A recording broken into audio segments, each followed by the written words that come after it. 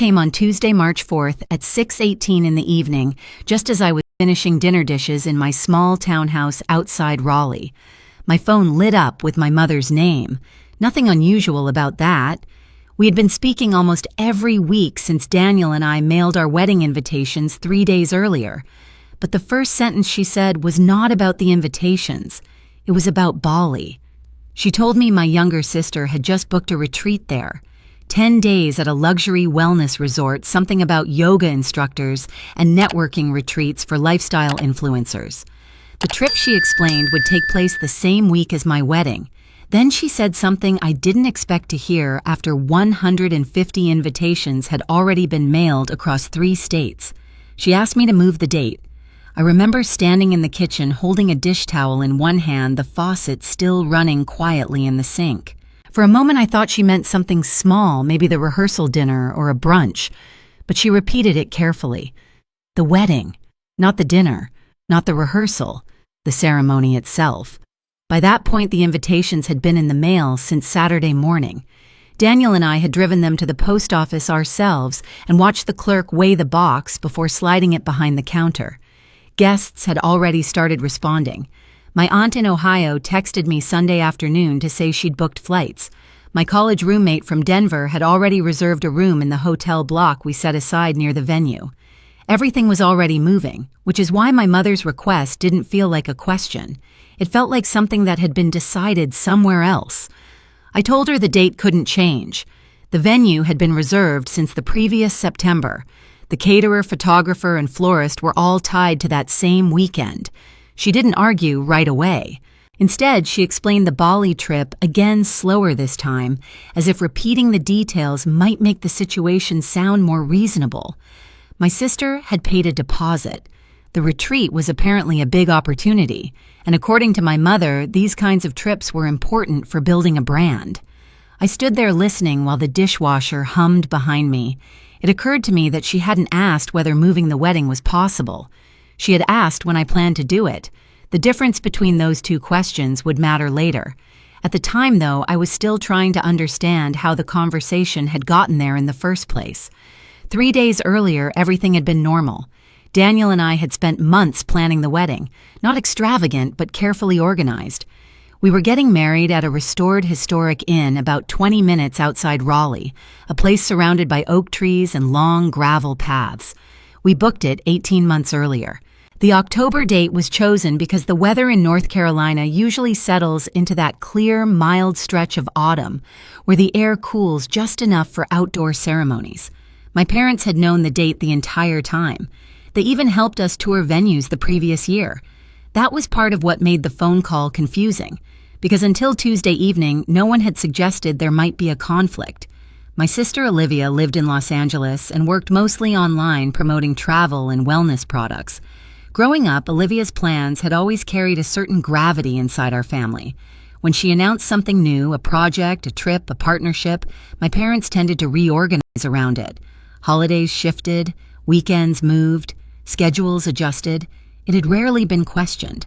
Most of the time, those adjustments were small enough that no one treated them as unusual. But this was the first time one of her plans had collided with something that had already been set in motion for months. She was used to booking trips on short notice. BALI, according to my mother, had been scheduled only a week earlier, which meant the trip had been planned long after the wedding date was fixed. When I said that, my mother paused. Then she told me something I hadn't heard before.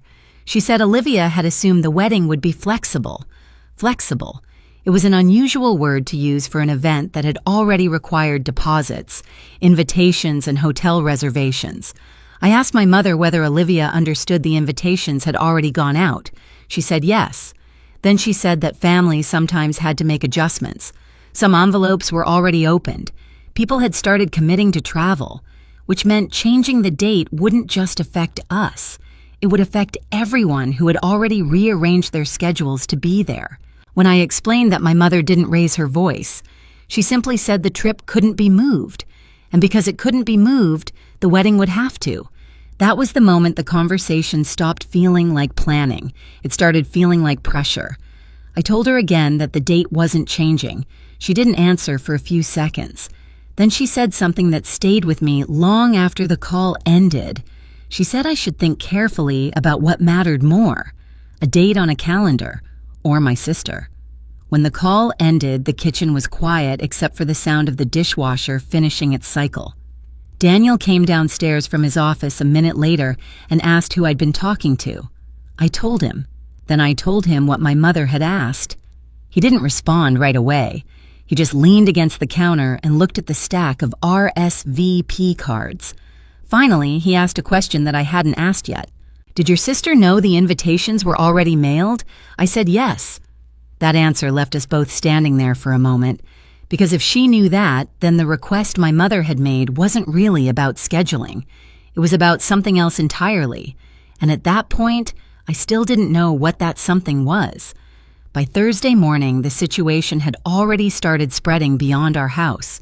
The first message came from my cousin in Charlotte. She asked whether the wedding had been postponed. At first, the question didn't make sense. Nothing about our plans had changed. When I asked why she thought that, she explained that my mother had mentioned during a family call the night before that the date might move. Not that it had moved, just that it might. That small difference was enough to create confusion. Over the next few hours, more messages arrived. An aunt in Tennessee asked whether she should wait before booking flights. One of Daniel's college friends forwarded a text from a relative asking if the October ceremony was still confirmed. None of the messages sounded angry. They sounded uncertain, which meant the story they were hearing wasn't complete. During lunch, I stepped outside my office building and called Daniel. He was finishing a meeting at the engineering plant outside Cary. When I explained what people were asking, he paused for a moment and asked a simple question. "Did anyone hear that from us?" The answer was no, which meant the idea had started somewhere else. By that afternoon, the source became obvious. Olivia had posted photos from the BALI retreat on her public account. The caption listed the dates, October 12th through October 21st. Our wedding was October 18th. The conflict wasn't subtle. The trip had been scheduled after the invitations were mailed, but the assumption seemed to be that the wedding would simply adjust around it. That evening, Daniel and I sat at the kitchen table opening another stack of RSVP cards that had arrived in the mail. Each envelope represented a decision someone had already made. Flights purchased, hotel rooms reserved, work schedules rearranged. By the time those cards started filling Daniel's spreadsheet, the wedding date no longer belonged only to us. It already existed inside dozens of other calendars, and changing it now would mean asking every one of those people to rearrange their lives again. That was the moment the situation became clear. The pressure wasn't going to come from one direct argument. It was going to spread quietly through conversations we weren't part of, one phone call at a time. The first real escalation came through the venue. The coordinator emailed Monday morning asking whether Daniel or I had authorized someone from the family to discuss moving the date. Neither of us had. Someone had called the inn late Friday asking about rescheduling options. The coordinator declined the conversation immediately. Our contract listed only 2 people authorized to make changes, Daniel and I. By lunchtime, she had added a note to the file confirming that no one else could discuss the reservation. The message was simple. The date was locked unless we said otherwise. That afternoon, I stepped outside the office again and called Daniel, not to speculate about who had made the call. The answer felt obvious enough that neither of us said it directly. Instead, we talked about what the call meant. Until that point, the situation had existed mostly in conversations, relatives discussing possibilities, suggestions moving through family networks. Now someone had attempted to reach into the practical structure holding the event together. Contracts, dates, venue availability. Those things were less flexible than family opinions. And the moment someone tried to change them without asking us, the situation stopped being theoretical. It became procedural. Later that evening, Daniel and I reviewed the venue agreement again. The document spelled out everything clearly: reservation date, deposit schedule, cancellation terms, and the list of authorized contacts allowed to make adjustments. Only 2 names appeared there, mine and Daniel's, which meant anyone else calling the venue to the same barrier the coordinator described that morning. The date remained exactly where it had always been, but the first attempt to move it had already happened, and now there was a written record showing it. The invitation to meet arrived the following Wednesday evening. It came as a short message from my father asking whether Daniel and I could drive to Wilmington that Saturday afternoon. He wrote that it would be easier to discuss everything in person rather than continuing the conversation through phone calls. Wilmington was about 2 hours from Raleigh. I had made that drive countless times growing up, usually for holidays or birthdays. This time, the trip felt different before it even began. Daniel and I left Raleigh just after lunch on Saturday. The highway heading southeast was quiet that afternoon, the kind of early spring day where the sky stays pale and the air still carries the coolness of winter. Neither of us spoke very much during the drive. By then, we both understood the purpose of the meeting. My parents weren't trying to clarify the situation anymore. They wanted a decision. Their house in Wilmington sat in the same neighborhood where I grew up, a quiet street, lined with older oak trees and brick homes built in the late 1980s. When we arrived, both of my parents were already waiting in the living room. Olivia wasn't there. That detail stood out immediately. The conversation started calmly.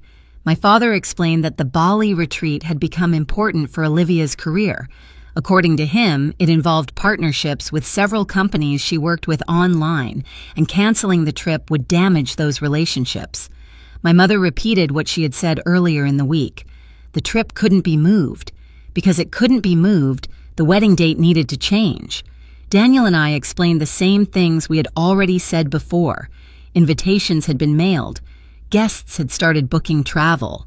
The venue, the catering contract, and the hotel room blocks were all tied to the October weekend we reserved 18 months earlier. The more we spoke, the clearer the structure of the discussion became. My parents weren't asking whether moving the wedding was possible. They were asking whether we were willing to do it. My father framed the situation as a matter of family priorities. He said that weddings could be rescheduled, but relationships inside a family needed flexibility. Daniel remained quiet through most of that explanation. When he did speak, he focused on the practical side. He described how many people had already arranged flights and accommodations. Moving the wedding would mean asking dozens of guests to change plans that had already been confirmed. My parents listened, but their position did not shift. Eventually, my father stopped circling the issue. He said the decision was simple. If the wedding remained on October 18th, they would not attend. There was no anger in his voice when he said it, just certainty. For the first time since the conversation began, the room felt smaller. Because the question was no longer about logistics, it was about whether we would move our wedding or accept their absence. When I said the date was not changing, the conversation stopped moving forward. My father leaned back in his chair and repeated his position. If the wedding stayed on that weekend, they would stay in Wilmington. The meeting lasted less than an hour after that. There were no dramatic arguments and no raised voices, just a clear outline of the choices in front of us. Daniel and I left the house shortly before sunset. The drive back to Raleigh felt longer than the trip down. Most of the highway traffic had thinned out by then, leaving long stretches of road between towns. About halfway home, Daniel asked a question neither of us had raised inside the house: whether my parents had already decided not to attend before the meeting even began. I didn't have a clear answer, but the certainty in my father's voice suggested the outcome of the conversation had been established long before we arrived. By the time we reached Raleigh that evening, one fact had become unavoidable. The wedding date was still the same, but my parents' place in it was no longer certain. The Monday after our trip to Wilmington, the wedding plans resumed in a quieter but more deliberate way. There was no announcement or dramatic decision. Daniel and I simply continued doing the things couples usually do in the months leading up to a wedding. But the atmosphere around those tasks had changed. Before that weekend, the planning had carried an assumption that both of our families would be present. After the meeting with my parents, that assumption no longer existed. Instead of discussing the possibility out loud, Daniel and I began addressing the practical consequences. The first step happened that evening at our dining table. We reviewed the remaining wedding payments listed in our planning spreadsheet. The venue balance was due in 2 months.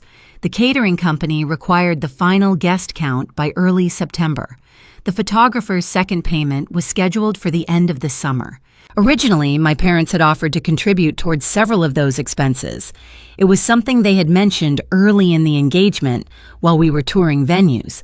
But after the conversation in Wilmington, Daniel and I both understood that support was no longer certain.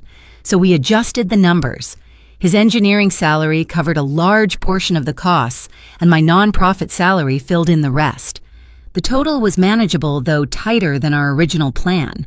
What mattered most was that the wedding no longer depended on anyone else's decision. Later that week, we continued preparing as if the date had never been questioned. The caterer scheduled a tasting appointment for the following month. Our florist emailed design options for the fall arrangements that would line the ceremony aisle. Daniel finalized the hotel block confirmation with 2 small hotels near the venue, so guests traveling from out of state would have rooms available. Meanwhile, the RSVP cards kept arriving.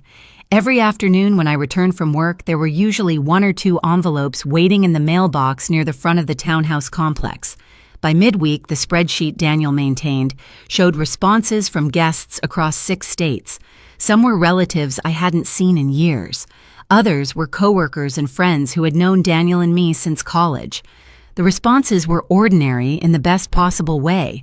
People writing small notes about looking forward to He trip or asking whether Raleigh still had the same mild fall weather they remembered from earlier visits. Those messages reminded me that the wedding was not only about family expectations, it was also about the people who had already decided to be there. Late Thursday evening, Daniel's father called. He lived about 40 minutes outside Raleigh and had been quietly following the situation through occasional conversations with Daniel. When Daniel explained what had happened during our meeting in Wilmington, his father listened carefully before offering a simple question. If the wedding moved, would that solve the situation with my parents? Daniel explained that the meeting had made something clear. The issue was not the logistics of the date. It was the expectation that we would change it. There was a long pause on the phone after that explanation. Then his father said something that settled the question in a practical way. He said that if my own father chose not to attend, he would be honored to walk me down the aisle. It was not presented as a dramatic gesture, just a straightforward offer made by someone who believed the ceremony should continue. After Daniel ended the call, we sat quietly in the living room for a while. Neither of us treated that conversation as a final turning point, but it clarified the direction we were already moving. The wedding would go forward. Not because the conflict had been resolved, but because the event itself had already become larger than the disagreement surrounding it. By the end of that week, the calendar on our kitchen wall still showed the same date we had circled months earlier, October 18th.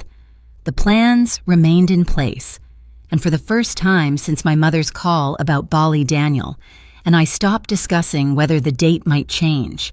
We began preparing for the wedding exactly as it was scheduled. October 18th arrived with the kind of clear autumn weather that people in North Carolina hope for when they plan outdoor weddings.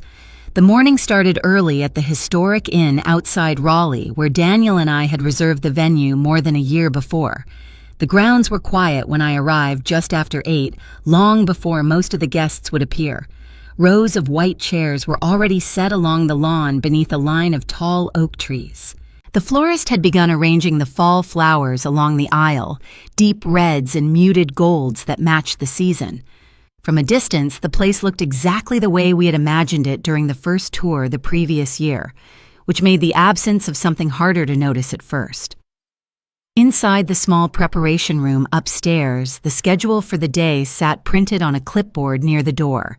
Hair appointments, photography times, and the ceremony start at 4 in the afternoon. Everything moved according to that plan. My cousin Emily helped coordinate the morning, while Daniel spent the early hours greeting relatives who had arrived from out of town the night before. Guests continued arriving throughout the afternoon. Cars pulled slowly along the gravel drive toward the parking area near the inn. Families stepped out carrying small gifts or envelopes, greeting each other in the open courtyard beside the ceremony lawn. By 3:30, nearly every seat had been filled, except for two. The front row of chairs had been arranged earlier that morning with a small space reserved for my parents. Their names appeared in the seating list my cousin carried while guiding guests toward their places. Those seats remained empty as the ceremony approached. No phone call arrived. No message appeared explaining a delay on the road. By the time the officiant signaled that the ceremony would begin, it was clear that the condition my father had described weeks earlier had not changed. Daniel waited with the officiant at the front of the aisle while the music began. Guests stood as the processional started. My cousin walked first, followed by the small group of bridesmaids who had helped organize the morning preparations. When it came time for my entrance, Daniel's father was already standing near the edge of the lawn where the path began. He had arrived earlier that afternoon, greeting guests quietly and helping the venue staff move a few chairs into position before people began taking their seats. When I stepped outside, he offered his arm in a calm and steady way. There was nothing ceremonial about the gesture at first. It simply filled a role that had opened unexpectedly. Together, we walked down the aisle between the rows of guests. Some people noticed the change immediately. Others seemed to understand only gradually as the ceremony unfolded. But the process itself continued without interruption. The officiant began the ceremony just after 4 o'clock. Daniel and I exchanged the vows we had written months earlier, while the late afternoon light settled through the oak branches above the lawn. From where I stood, the empty seats in the front row were visible beyond the guests. They remained empty through the entire ceremony. When the officiant pronounced us married, the guests rose in applause that echoed briefly across the open field behind the inn. Daniel and I walked back down the aisle together while the photographer guided people toward the reception courtyard. Within a few minutes, the ceremony lawn began to empty. Guests moved toward the tables arranged for dinner under a large canopy beside the inn. The day continued according to the schedule printed on the clipboard that morning. Photographs, introductions, and the beginning of the reception. But the structure of the wedding had shifted in a quiet way. The event had taken place exactly as planned. The date had not changed, and the ceremony had moved forward without the people who had once insisted it should be moved. By the time the reception dinner began, the late afternoon light had settled into that softer gold that comes just before sunset in October. The reception area sat behind the inn under a wide white canopy where long tables had been arranged for the evening meal. Strings of small lights hung across the open space, already glowing faintly as the daylight began to fade. Guests moved between the tables, greeting relatives they hadn't seen in years. Some had traveled from several states away, and the atmosphere carried that mix of conversation and relief that usually follows the ceremony at a wedding. Daniel and I spent the first hour moving from table to table, thanking people for coming. The subject of my parents came up occasionally, usually in careful tones. A few relatives asked whether they might arrive later in the evening. By then, it was easier to answer honestly. No one was coming. Dinner was served just after 6. The caterer had arranged a simple fall menu, and the room slowly settled into the rhythm that usually happens during a wedding reception. Plates clearing, quiet laughter, small conversations continuing across the tables.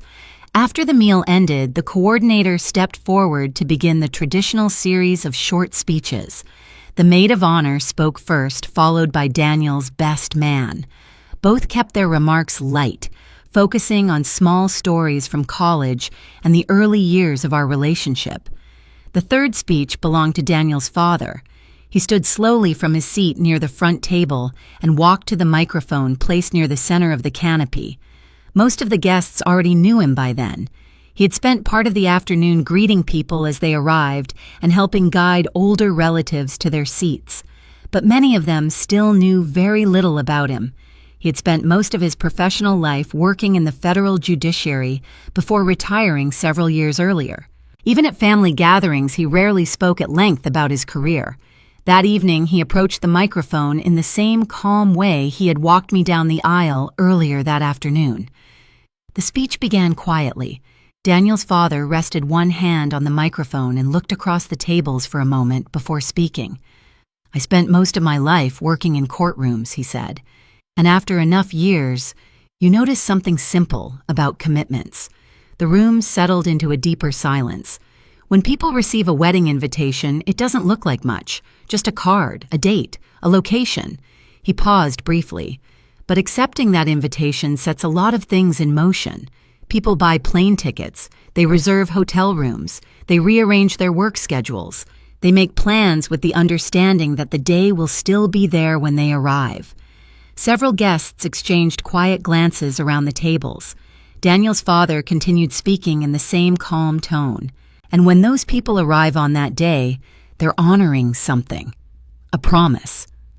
He looked across the reception canopy again before continuing.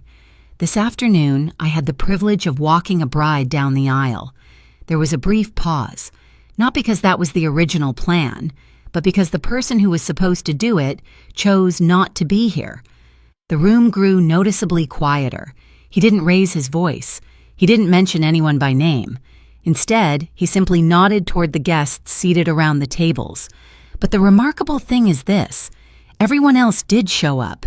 People traveled across several states. They kept the promise written on that invitation. And because they did, the wedding happened exactly when it was supposed to. He let the words settle before finishing.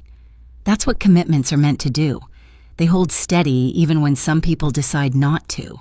He stepped away from the microphone, then offering a small nod toward the guests. "Thank you all for being here." For a moment, the reception canopy remained completely quiet. Then the applause began louder this time than it had been earlier in the evening. Not polite applause, something closer to recognition.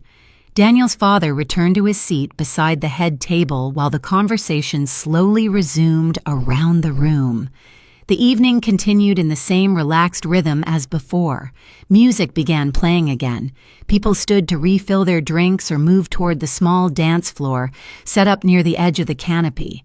At the time, the speech felt like a thoughtful moment within the larger celebration.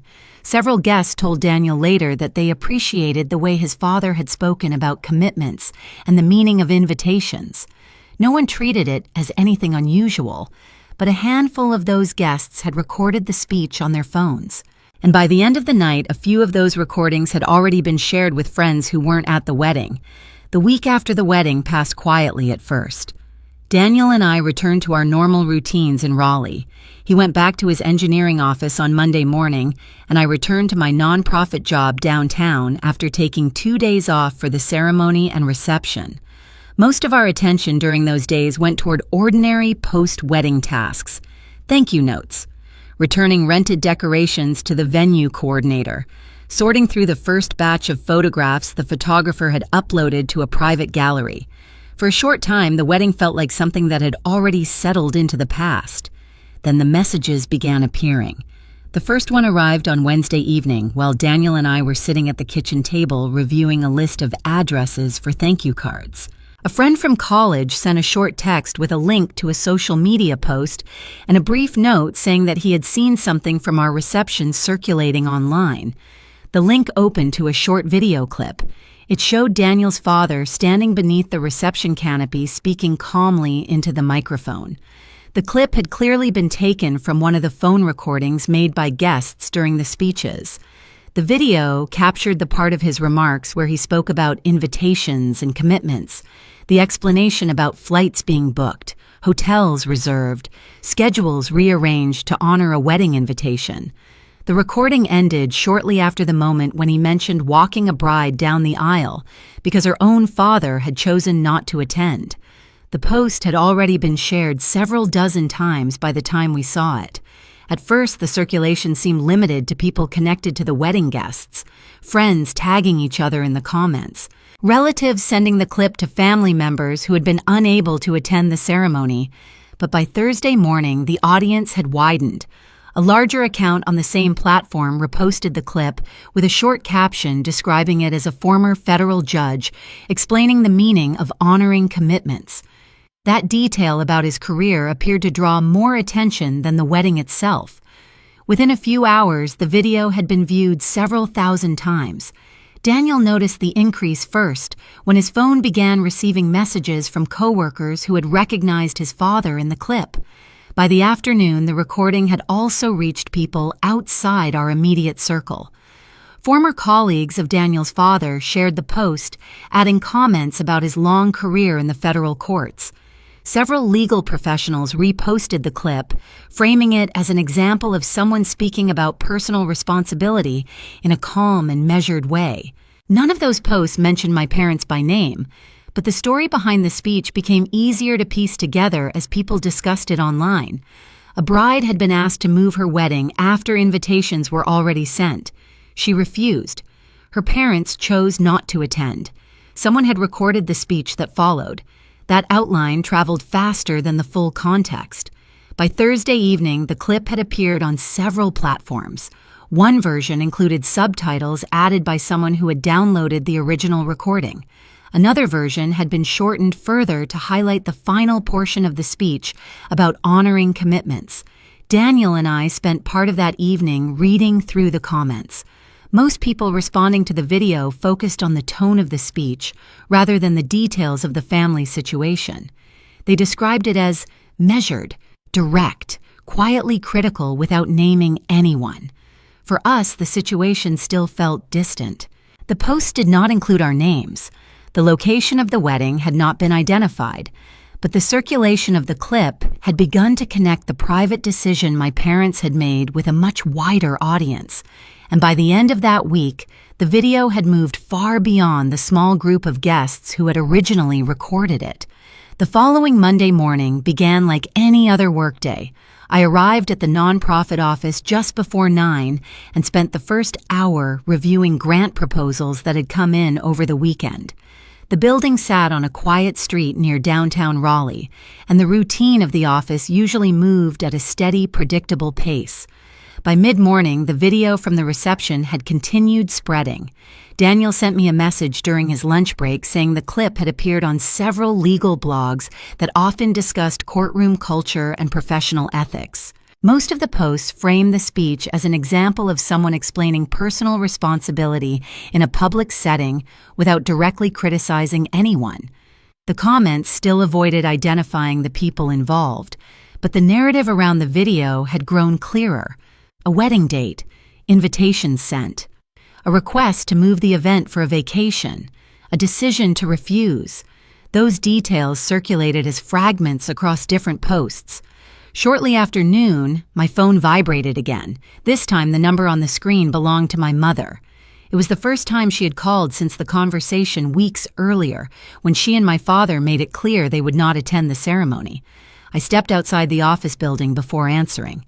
The October air had cooled slightly compared to the wedding weekend, and the street was quiet, except for a few cars passing along the intersection nearby. When I picked up the call, her voice carried a tone I had not heard before. Not anger. Something closer to urgency. She said that several relatives had contacted them during the morning asking about the video that was now circulating online. Some had seen the clip through friends. Others had received it through family group messages. By the time she called me, a few people had already asked why my parents had not attended the wedding. She did not describe the questions in detail, but the implication was clear. The story that had been moving quietly across the internet had begun reaching people who knew our family. My father, she explained, had spent part of the morning responding to calls from relatives. Some conversations were brief. Others lasted longer. Several people wanted to understand what had happened. For the first time since the conflict began, my parents were now answering those questions instead of asking them. My mother said that my father believed the situation had grown out of proportion. He felt that the video created an impression that he and my mother had intentionally abandoned the wedding. From his perspective, he said the circumstances had been misunderstood. She explained that he wanted to talk directly, not through messages or secondhand explanations. He believed the situation might calm down if the family clarified the misunderstanding. While she spoke, I realized that the shift in the conversation was not about the wedding itself anymore. The date had already passed. The ceremony had already happened. What had changed was the audience. For weeks, the disagreement existed only inside our family. Now it had moved outward into a wider circle of relatives, co-workers, and people who recognized Daniel's father from his years in the judiciary. My mother paused for a moment before asking a careful question. She asked whether Daniel and I had shared the video ourselves. I told her the truth. We had not recorded it. We had not posted it. Guests at the reception had simply filmed the speeches the way people often do at weddings. Those recordings had spread on their own. There was a long silence on the phone after that. When she spoke again, her voice had softened slightly. She said my father still believed the family should speak privately before the situation grew more complicated. But for the first time, the request sounded less like a demand and more like a recognition that the situation had changed. The pressure that had once been directed at Daniel and me had begun shifting in another direction, and by the time the call ended, it was clear that the conversation my parents wanted now was not about changing a wedding date. It was about explaining a decision that had already been seen by far more people than they expected. 2 weeks after the phone call from my mother, Daniel and I drove to Wilmington on a quiet Saturday morning. The highway between Raleigh and the coast was familiar by then. I had driven that route dozens of times over the years for holidays, birthdays, and ordinary family visits. This time, the drive felt different. The conversation waiting at the end of it had already traveled far beyond the four of us. By the time we arrived, the video from the reception speech had slowed its circulation online. It still appeared occasionally on legal discussion pages, but the surge of attention from the previous week had already passed. What remained was the effect it had created inside our family. My parents had asked to meet at their house rather than a restaurant, the same living room where Daniel and I had visited many times before. My father greeted us at the door. He looked older than I remembered from the wedding weekend, though only a few weeks had passed. The strain of answering calls from relatives had clearly taken its toll. We sat at the dining table near the back window overlooking the yard. For the first few minutes, no one mentioned the video. Instead, my father began with something simpler. He said that during the days after the wedding, he had spoken with nearly every branch of the extended family. Some conversations had been supportive, others had been more direct. Several relatives had asked him the same question. Why had he not attended his daughter's wedding? My father said something else had surprised him. Several relatives told him that when they received our invitations, they had already arranged flights, hotel rooms, and time away from work. They said that once those commitments were made, the wedding was no longer just a family event. It had become a promise. One of my uncles told him something even more direct. If someone sends an invitation and you choose not to show up, people will remember that longer than the wedding itself. My father said hearing that from people who had traveled across several states forced him to see the situation differently. For the first time, he understood that the empty chairs at the ceremony had not only been noticed, they had been remembered. He explained that answering that question repeatedly had forced him to examine the situation in a way he had not done before. When he and my mother first asked me to change the wedding date, they believed it was a reasonable request. The BALI trip had been planned months earlier for my sister's milestone birthday. In their minds, adjusting the ceremony by a few weeks seemed like a manageable solution. What they had not considered was what happened after invitations were sent. Airline tickets purchased, hotels reserved, friends and relatives reorganizing their own schedules. The same details Daniel's father had described during the reception speech. My father admitted that hearing those details repeated back to him by other people had changed his understanding of the situation.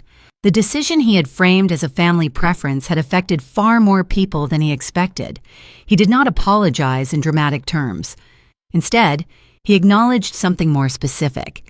He said that asking us to move the date after the invitations were mailed had placed us in a position where any decision would create conflict. Changing the date would disrupt dozens of guests. Keeping it meant disappointing him. He paused for a moment before continuing.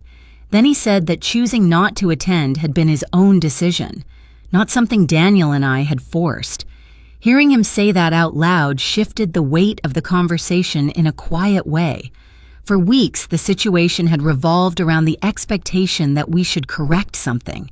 Now my father was describing the absence as a consequence of his own choice. My mother spoke next. She said the video had forced them to see the situation through the eyes of people outside the family, relatives who had booked flights, friends who had arranged time away from work, guests who had shown up exactly when the invitation said the ceremony would begin. From that perspective, the issue was no longer about BALI. It was about honoring commitments that had already been made. The conversation lasted more than an hour. By the time it ended, no one pretended the past few months had been easy. But something had changed. The disagreement that once revolved around control had shifted into something quieter: recognition, accountability, and a different understanding of the boundary Daniel and I had set. That evening, Daniel and I drove back to Raleigh as the sun lowered over the highway. The same wedding date that had caused so much tension was already part of the past. But the decision to keep it had created something more durable than a single day. It established a line that our marriage would begin with, not one built on confrontation, but one built on the simple expectation that commitments matter. When Daniel and I reached Raleigh that evening, the wedding date that caused so much tension was already behind us. October 18th had passed, but the decision to keep it had done something quieter. It showed exactly where our marriage would begin, with the understanding that promises once made matter. This story is creative content